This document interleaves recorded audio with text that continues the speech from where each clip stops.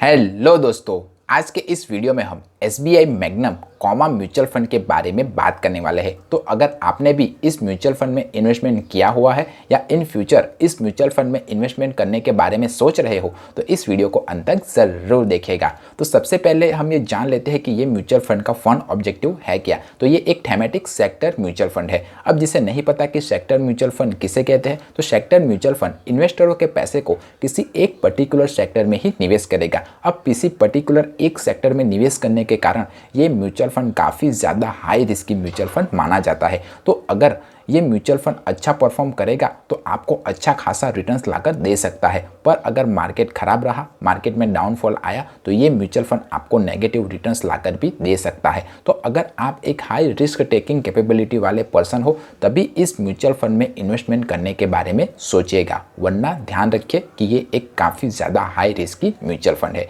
अब हम इस म्यूचुअल फंड के पास रिटर्न्स के बारे में जानें तो इसने एक साल में नेगेटिव 2.2% का रिटर्न्स दिया हुआ है, 3 साल में 28.3% का रिटर्न्स, 5 साल में 13.6% का रिटर्न्स और ऑल ओवर 13.3% का रिटर्न्स अपने इन्वेस्टरों को लाकर दिया हुआ है।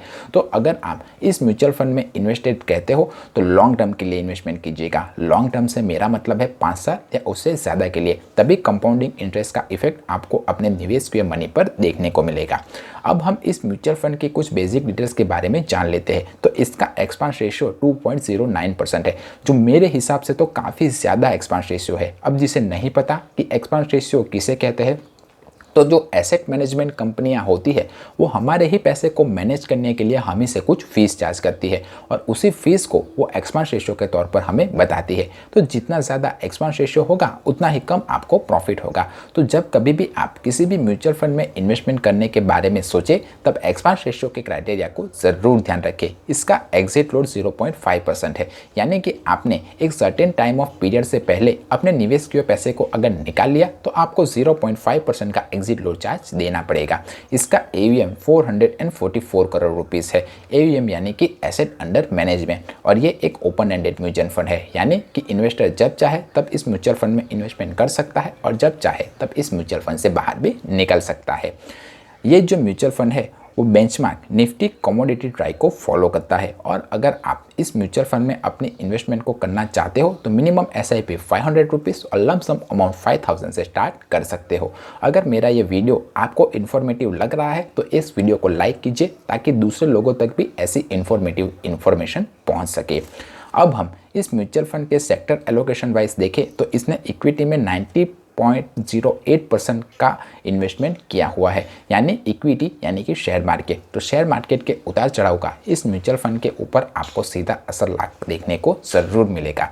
इसने लार्ज कैप में 44.88%, मिड कैप में 14.2% और स्मॉल कैप में 31% का इन्वेस्टमेंट इन्वेस्टरों के पैसे का किया हुआ है। टॉप स्टॉक होल्डिंग कंपनियां देखें तो इसने NTPC, Tata steel, Reliance, power grid corporation जैसी अच्छी कंपनियों में इन्वेस्टरों के पैसे को निवेश किया हुआ है। एलोकेशन बाय सेक्टर हम देखें तो इसने एनर्जी, मटेरियल और केमिकल सेक्टर में इन्वेस्टरों के पैसे को निवेश किया हुआ है। रिस्कोमीटर में आप देख ही सकते हो कि इस म्यूचुअल फंड में निवेश करना काफ़ी ज़्यादा रिस्की है, और ऐसा क्यों? क्योंकि इसने इन्वेस्टरों के ज़्यादातर पैसे को इक्विटी यानी कि शेयर मार्केट में निवेश किया हुआ है। तो शेयर मार्केट के उतार चढ़ाव का इस म्यूचुअल फंड के ऊपर सीधा असर आपको देखने को मिलेगा। इसका स्टैंडर्ड डेविएशन 22.43 है, जो अपने कैटेगरी एवरेज के स्टैंडर्ड डेविएशन से काफ़ी ज़्यादा है। अब जिसे नहीं पता कि स्टैंडर्ड डेविएशन किसे कहते हैं, तो स्टैंडर्ड डेविएशन एक रेंजिंग फैक्टर है। जितना कम स्टैंडर्ड डेविएशन होगा उतना ही अच्छा, कम वॉलेटाइल और वेल परफॉर्मिंग म्यूचुअल फंड माना जाएगा। तो जब कभी भी आप किसी भी म्यूचुअल फंड में अपनी इन्वेस्टमेंट को करने के बारे में सोचें तो कम स्टैंडर्ड डेविएशन वाले म्यूचुअल फंड में इन्वेस्टमेंट करने के बारे में सोचिएगा। अब हम इस म्यूचुअल फंड पर लगने वाले टैक्स के बारे में बात करें तो अगर आपने 1 साल के बाद अपने निवेश किए पैसे को निकाला तो आपको long term capital gain tax 10% का अपने निकाले हुए पैसे पर देना पड़ेगा, और उसमें से भी आपको 1 लाख रुपीज़ का अजम्पशन मिल जाएगा। और आपने 1 साल के भीतर ही अपने निवेश किए पैसे को अगर निकाल लिया तो आपको short term capital gain tax 15% का पूरी अमाउंट पर देना पड़ेगा। आशा करता हूँ कि आपको ये मेरा वीडियो पसंद आया होगा। अगर आपने भी इस म्यूचुअल फंड में इन्वेस्टमेंट किया हुआ है तो मुझे कमेंट करके बताइए कि ये म्यूचुअल फंड आपको कैसा रिटर्न्स लाकर दे रहा है। मेरे व्यूअर्स को भी हेल्प हो जाएगी। अगर म्यूचुअल फंड, शेयर मार्केट या फाइनेंस से रिलेटेड कोई और क्वेश्चन या क्वेरी हो तो आप मुझे कमेंट करके पूछ सकते हो। मेरा वीडियो पसंद आया है तो वीडियो को लाइक कीजिए, चैनल को सब्सक्राइब कीजिए। मिलते हैं अगले वीडियो में, तब तक के लिए बाय बाय।